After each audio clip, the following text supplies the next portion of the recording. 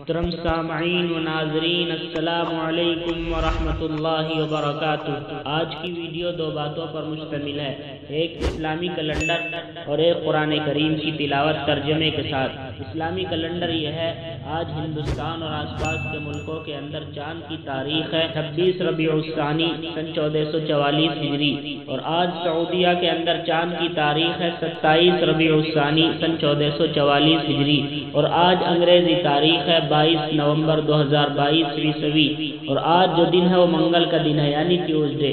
اور آج کی تلاوت ترجمے کے ساتھ یہ ہے: اعوذ باللہ من الشیطان الرجیم، پناہ مانگتا ہوں میں اللہ کی شیطان مردود سے۔ بسم اللہ الرحمن الرحیم، شروع کرتا ہوں اللہ کا نام لے کر جو بے حد مہربان نہایت رحم کرنے والا ہے۔